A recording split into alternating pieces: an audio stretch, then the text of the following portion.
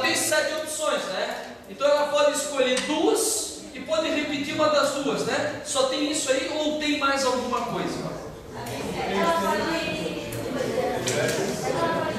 Ou ela pode escolher as três diferentes. Então olha só, galera, olha só, tá? Como é que se faz a análise das combinações? Se faz assim, ó. Ela pode ser 3 ou 2 frutas diferentes, tá ok? Bom, se ela for escolher 3, de quantas maneiras possíveis ela pode escolher 3 de 7? Combinação, né, pessoal? Combinação. Ela pode fazer uma combinação de 3 tomado de 7 de 7, olha só, ou uma combinação de 2 somado 7 7. Beleza?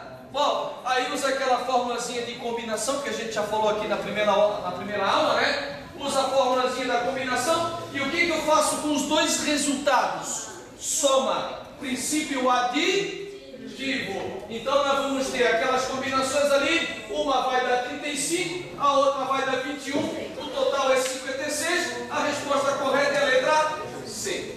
Tá? Fala, Gabi. Posso chamar os alunos rapidinho? Chama aí. Chama. Nós temos o chame e agora vai fazer o chama. Não veio? Leonardo José. Olá.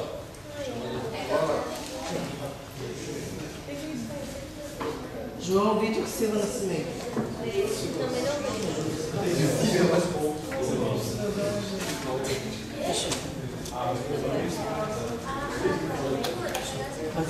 Não, Gabi? Essa está aula contigo? Não, só essa aqui. Eu só vou bater fotinho agora. A fotinha, é claro.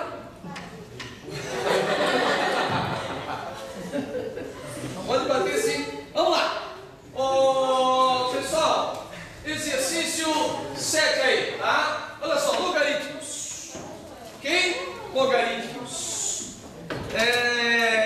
Vamos relembrar as propriedades de logaritmos que vocês precisam saber. Tem 3 propriedades de logaritmos que a gente precisa saber. Primeiro, quanto é que é o logaritmo de A vezes B? Isso. Log de A mais log de B. Galera, se aqui é base C, então aqui é base C e aqui é base C. Tá joia? Bom, o logaritmo de A dividido por B. O que é o logaritmo? Joia! Isso aqui é o log de A menos o logaritmo de B. Lembrando, se aqui for base C, aqui é base C e aqui é base C. Tá? Logaritmo de A na N. Isso. N vezes o logaritmo de A. Se aqui é base C, aqui é base C. Tá? Agora o seguinte. Se eu tenho o logaritmo de A na base B, como é que eu mudo isso aí para uma base C? A chamada mudança de base. Log de A sobre log de B. E aí eu coloco os dois na base que eu quero, né? A base é C. Tá? Bom, vamos lá. Seguinte. Ele deu o logaritmo de 2. Pessoal, não apareceu base. Se não aparece a base no logaritmo, a gente sabe que a base é quanto? 10. O logaritmo de 2 na base 10 é 0,3. Ele quer que eu calcule o valor desse quociente aqui, ó, dessa divisão. Tá? Primeira coisa que se deve fazer, qual é? Mudar para qual base? Mudar tudo para base 10. É base 5 e base 4 embaixo. Então eu vou mudar para base 10. Olha ali como é que fica mudando para base 10. Aliás, vou fazer agora. Ó, olha ali, ó. Mudei tudo para base 10. Tá joia? Bom, seguinte. Esse logaritmo de 30 é 2. É a mesma coisa que o logaritmo de 2 na potência 5. Tá? Aquele logaritmo de 2 de 32 é o logaritmo de 2 na potência 5. Confere? Beleza? Esse logaritmo de 5, eu vou escrever o logaritmo de 10 dividido por 2. Quanto é que é 10 dividido por 2? 5. Tanto aqui em cima como aqui embaixo. Ó. 10 dividido por 2. E esse logaritmo de 4 eu vou escrever como sendo 2 ao quadrado. Tá? Eu estou procurando escrever tudo como logaritmo de 2. Tá? Bom, usa essa propriedade, a propriedade da potência aqui e aqui. E usa a propriedade do quociente no logaritmo de 10 sobre 2 e no logaritmo de 10 sobre 2. Fica assim, ó. Ó. Tá? Camarão, por que ficou 1? Porque o logaritmo de 10 na base 10 é 1. Por isso que ficou 1 menos log de 2 em cima e embaixo. Tá? Galera, sabendo que o logaritmo de 2 é 0,3, basta substituir. Substitui. Ali, ó. 1,5. 1 menos 0,3, 0,7. 1 menos 0,3, 0,7. 2 vezes o log de 2, 0,6. Tá? Divisão de fração. Multiplica a primeira pelo inverso da segunda. Só que o seguinte: 1,5 sobre 0,7 é a mesma coisa que 15 sétimos. 0,7 sobre 0,6 é a mesma coisa que 6 sétimos. Multiplicando 15 vezes 6, 90. 7 vezes 7, 49. A resposta é a letra D. 90 sobre 49. Tá? Tá joia?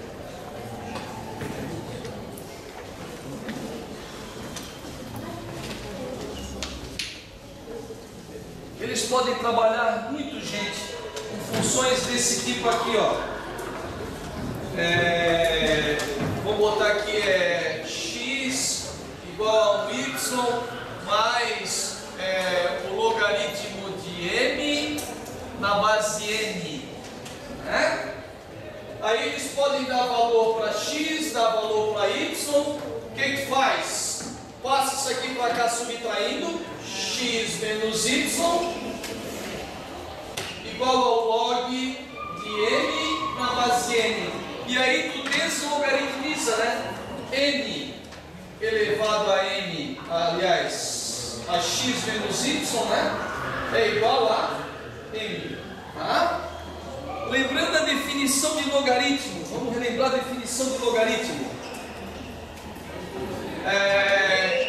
Logaritmo de a na base b igual a x.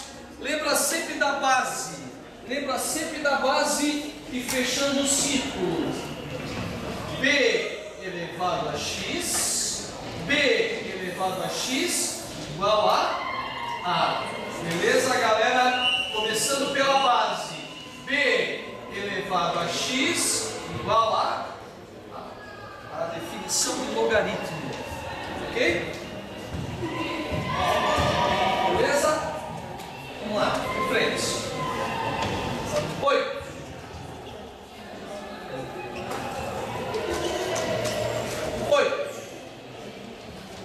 Uma coisa que vai cair com certeza. Aquele negócio de x vértice e y vértice. Lucro máximo, perda mínima e assim por diante. Tá? Bom, diz o seguinte: o lucro de uma empresa é dada por lucro igual a menos 5x quadrado mais 60x menos 100. Isso aqui é uma equação do segundo grau com concavidade virada para baixo. Concavidade virada para baixo. Em que x representa a quantidade vendida de um certo produto. O lucro máximo em milhões que essa empresa pode obter, lucro máximo, Galera, lucro máximo vai ser o X vértice ou vai ser o Y vértice? Lucro máximo vai ser o X vértice ou vai ser o Y vértice? Pessoal, uma equação do segundo grau não é escrita dessa forma? Y igual a ax quadrado mais bx mais c. Ele está querendo o quê? Ele está querendo o lucro. Amigos, o lucro está no lugar de quem? O lucro está no lugar do Y. Então tu tem que achar quem aí? Tu tem que achar o Y vértice. Tá? Y vértice menos delta sobre 4A. Se fosse o X vértice menos B sobre 2A, tá? Se ele perguntasse assim, ó, atenção, se ele perguntasse assim, ó, qual é a quantidade vendida para se ter lucro máximo?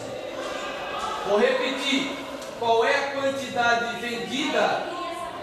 Aí ele queria o X vértice, aí ele tinha que calcular o X vértice, tá?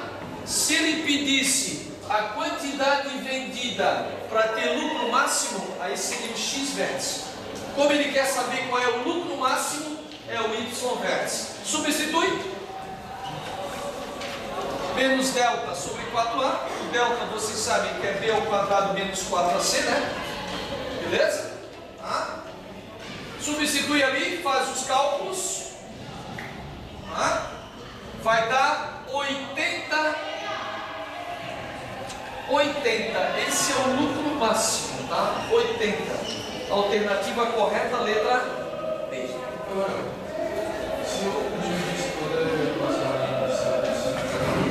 Aí tu estaria dividindo o lucro também por 5. Entendeu? É porque tu também dividiria o N por 5. Aí tu teria a quinta parte do lucro. No final, tu teria que pegar o valor em conta lá e multiplicar por 5.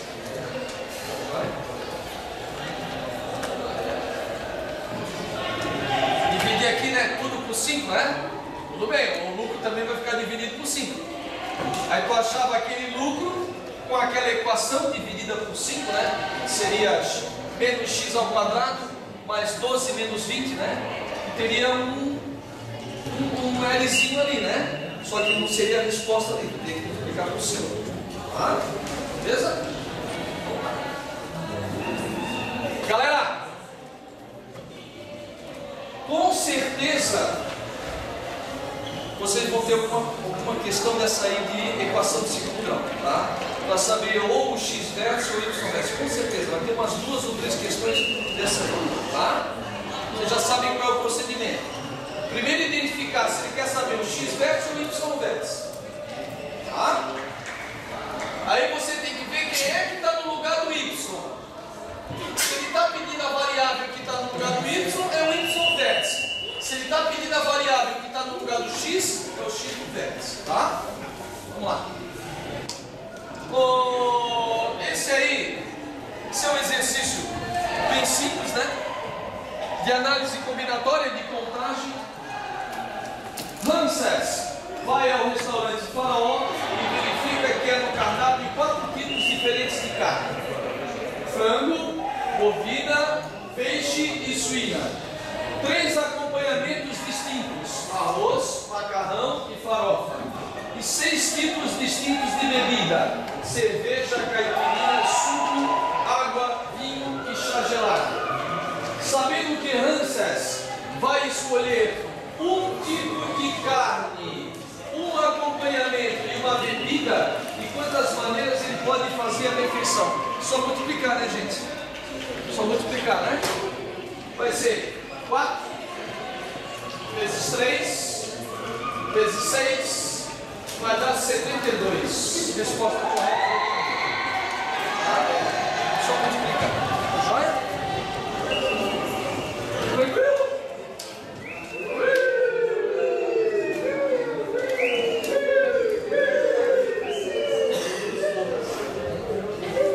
Número 10. Última. Aí, ó.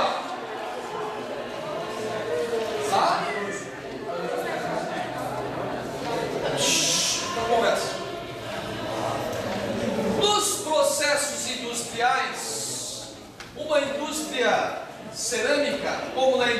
cerâmica, é necessário o uso de fornos capazes de produzir elevadas temperaturas. E, em muitas situações, o tempo de elevação desta temperatura deve ser controlado para garantir a qualidade do produto final e a economia no processo.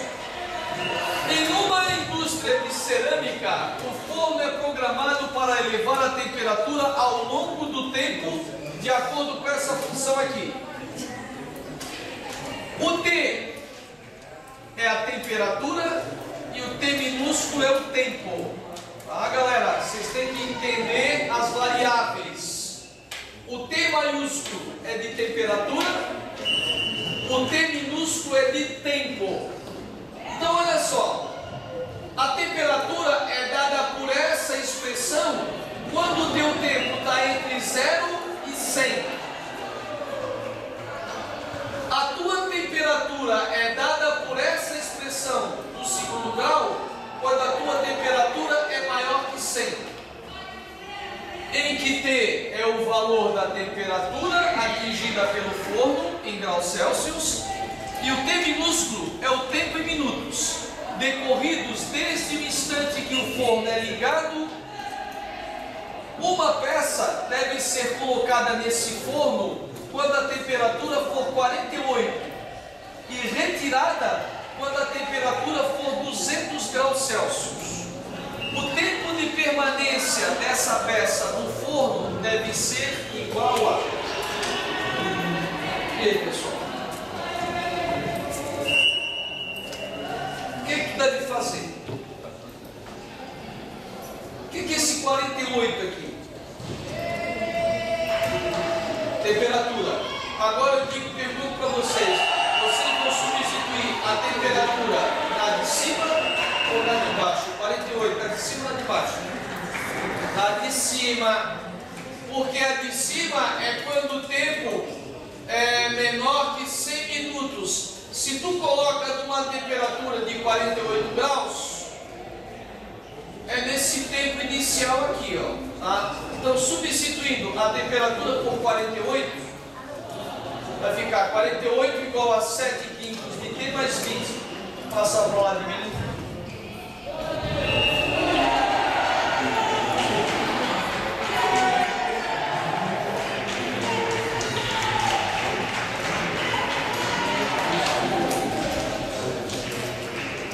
Vai dar 20 minutos, tá? Então, olha só. Esse forno, para chegar na temperatura de 48 graus, ele demora 20 minutos.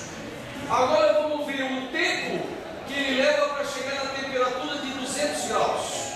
Só que 200 graus tu vai substituir nessa aqui de baixo. Tá? Ali, ó.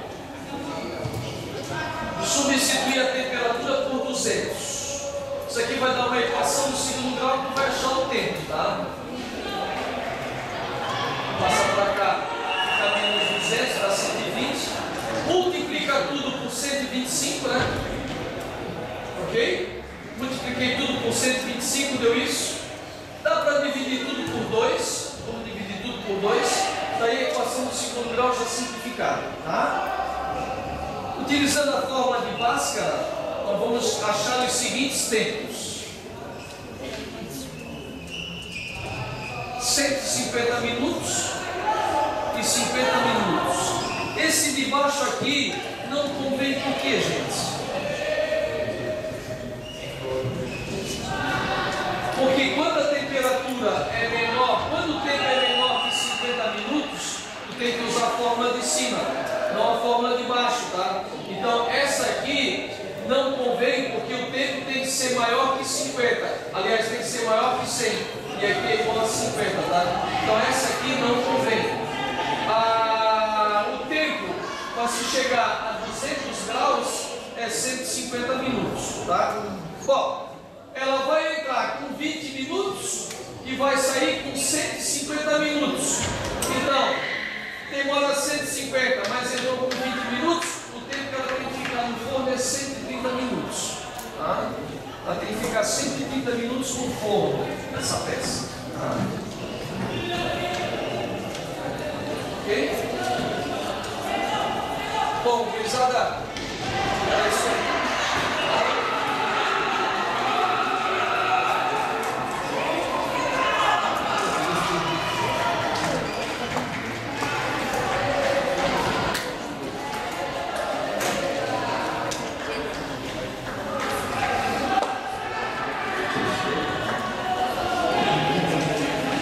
A prova de matemática, gente, são 45 questões, tá? Tem questões fáceis, tem questões médias, tem questões difíceis, e tá tudo embaralhado, não tá assim, ó, primeiro começa pelas fáceis, depois as médias, depois as difíceis, tá tudo embaralhado, tá? Como é que vocês devem fazer essa prova? Vocês devem ter um primeiro olhar sobre a questão, uma olhada inicial. Óbvio, né? Se a prova, por exemplo, é matemática e biologia, tu deve começar pela área que tu tem maior afinidade, né? Se tu tem maior afinidade com biologia, faz primeiro a prova de biologia, deixa a matemática para depois. Se tu tens mais afinidade com a matemática, faz primeiro a matemática, deixa a biologia para depois. Para pegar confiança, entendeu? Você tem que começar com aquela matéria que você tem mais confiança. Pô, tu começa fazendo a prova, pô, acertei essa, acertei aquela, tô entendendo, isso vai te dando confiança. Se tu começa fazendo a disciplina mais difícil, não consigo fazer essa, não consigo fazer essa, tu já começa a entrar em estado de pânico. Isso não é bom, tá? Primeiro, escolher a matéria, mas já tem que ir já definido. Vou primeiro fazer essa prova, a prova de geografia, depois eu vou fazer essa prova. Tu já tem que ir com a estratégia definida. Dentro das provas, lê a questão, não entendeu, vai para a próxima. Lê a questão, entendeu, faz. Deixa as questões mais difíceis no final, entendeu? Faz primeiro as questões que estão ao teu alcance, garante. Aquelas mais difíceis deixa para o final. Não conseguiu fazer? Aí chuta. Aí chuta. Tá? Beleza? Mas começa fazendo aquilo que tu sabe, para ganhar confiança. A prova é assim. A prova a gente vai ganhando confiança com o decorrer do tempo. Tá? Não procurem o mais difícil, procurem o mais fácil. Tá joia? Se não é assim.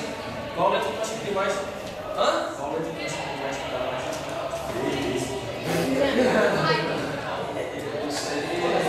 Eu vou perguntar para ti.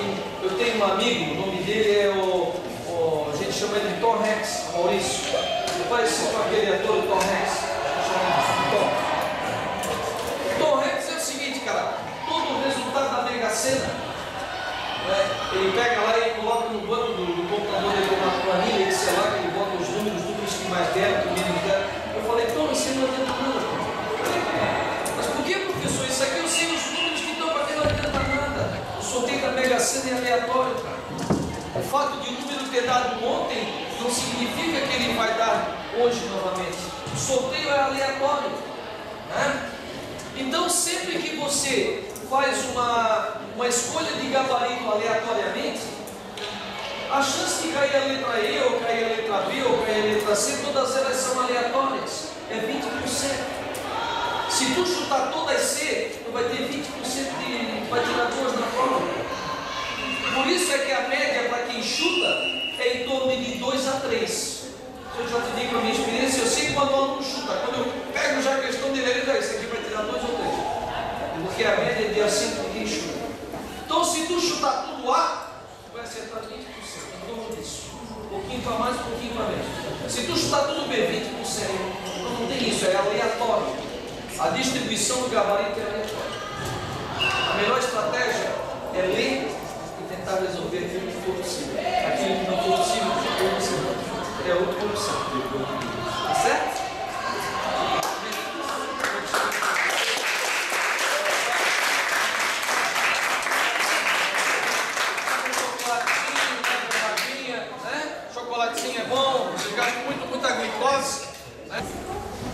Senhores, conceito da Albas Aluar, então, professora do Rio de Janeiro. Nós falávamos... Pode fechar. Nós falávamos aí na última aula da sociedade de consumo, né? Aquela que muitas vezes desperta a vontade de comprar em quem não tem posse, né? Fazendo então com que jovens da idade de vocês, das periferias urbanas aí, entrem para a criminalidade com o objetivo então de encurtar esse caminho para o consumo, tá? A Albas Aluar então é uma antropóloga carioca que, vamos lá gente, última aula, eu sei que estão cansados, respira, que a gente consegue, tá? A Albas Aluar então é uma antropóloga carioca, para ela vários jovens optam em ingressar então na rede de criminalidade com a ideia de não ter prestígio, tá? E no que ela classifica de cultura da masculinidade. Então, onde o jovem sexo masculino, segundo a Albas Aluar, antropóloga, busca o reconhecimento através da imposição do medo. Então, a imposição do medo, segundo a Albas Aluar, é típico então de jovens da periferia no sentido de afirmar a sua masculinidade, tá? Antropóloga e estudante. A violência é utilizada tanto contra cidadãos comuns, né, quanto contra criminosos de grupos rivais. Os senhores sabem que as penitenciárias geralmente sempre contam com duas facções criminosas, né? Então, aquela guerra interna que costuma acontecer nas penitenciárias nada mais é do que um reflexo do que já acontecem nas guerras aí entre as periferias, né? Os comandos de crime se organizam de tal forma, tanto dentro quanto fora das cadeias e dos presídios, tá? Então a gente pode dizer que essa afirmação masculina, segundo a Albas Aluar, é utilizada então tanto contra cidadãos quanto propriamente os criminosos, tá? Por isso que a gente fala que os jovens, infelizmente, né, de 15 a 29 anos, são os principais atores da violência, tanto para matar quanto para morrer, infelizmente, tá? O jovem é vítima e protagonista dessa violência urbana na atualidade, ok? Assim como os jovens da elite, os pobres também desejam consumir o bem de marca, o celular mais moderno, né? Ou os bens que são associados, vinculados diariamente pelos meios de comunicação em massa, então sociedade de consumo, né, senhores? Já falamos disso também em sala de aula. Tá claro até aí? A charge da segurança ou insegurança pública, né? Que horas são, por favor?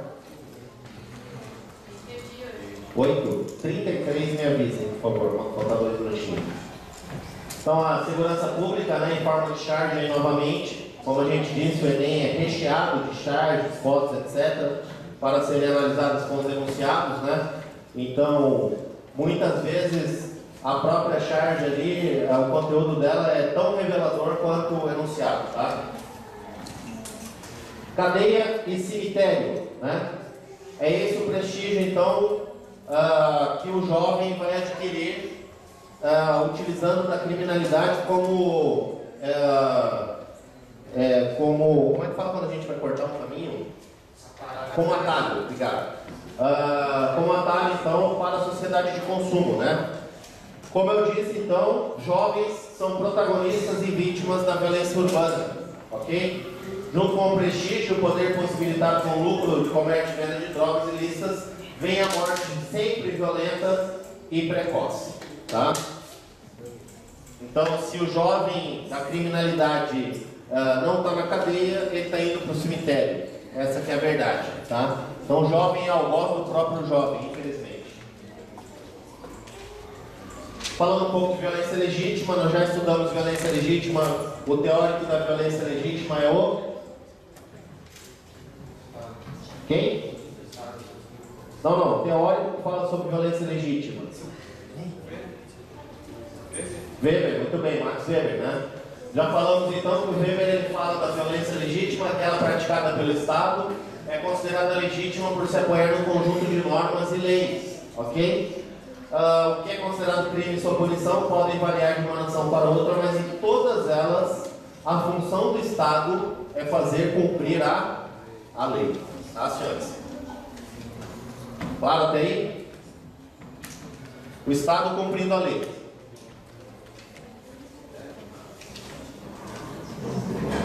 Do outro lado, então, a gente não observa ninguém armado, né? O Estado aí dando tiro para cima. E felizmente ou infelizmente, né, eu não quero entrar nesse mérito da questão, cabe especialmente à Polícia Militar, né, dos respectivos estados aí, da federação, fazer com que a violência seja legítima, então representada por esse braço do Estado chamado de Polícia Militar. Tá? Esse braço que muitas vezes excede a força, esse braço do Estado que muitas vezes é criticado, né? É uma pauta aí no meio político pedindo, por exemplo, desmilitarização das polícias, né? Então abre espaço para que um político também discuta a situação da violência legítima que é aplicada pelo Estado quando necessário, ok? Para Estado, organização criminosa, o narcotráfico promoveu a desorganização de formas tradicionais de sociabilidade entre as populações urbanas, enfraquecendo a capacidade do poder público em ampliar a lei e a ordem. Senhores, o Rio de Janeiro tentou uma entrada, digamos assim, né, na periferia pelo Estado, através das chamadas UPPs, né, Unidades de Polícia Pacificadoras, né?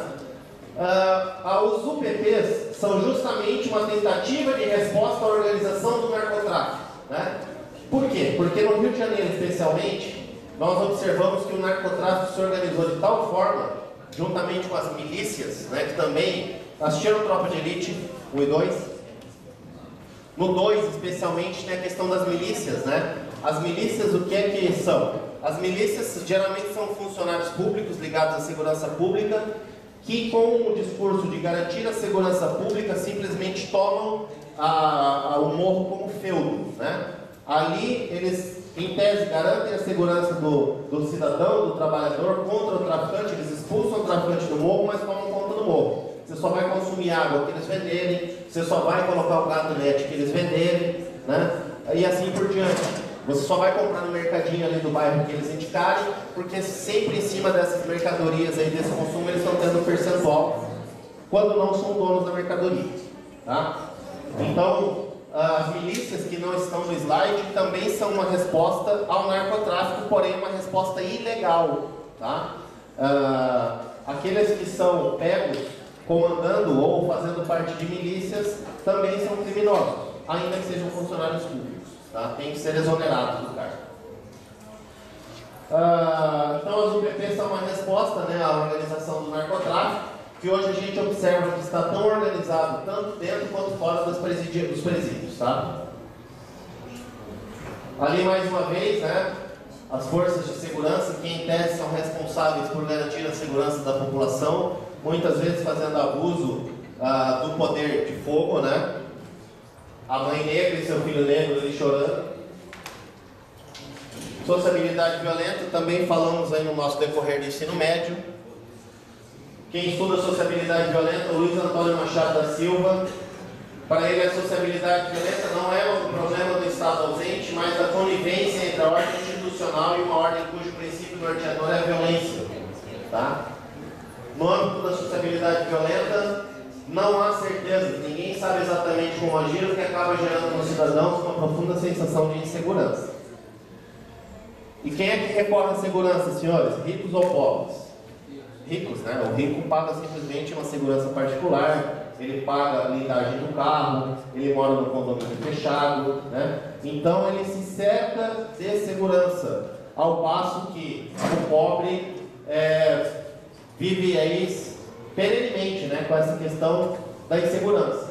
Ao pegar o ônibus, ao chegar em casa, ao sair de casa, né? Porque o pobre não tem como contar com segurança privada. Quando ele depende apenas e exclusivamente da segurança do Estado, ele fica então deveras vulnerável. Ok? Problema de todos, né? Segurança pública é problema de todos, não só dos pobres, dos ricos e do Estado, mas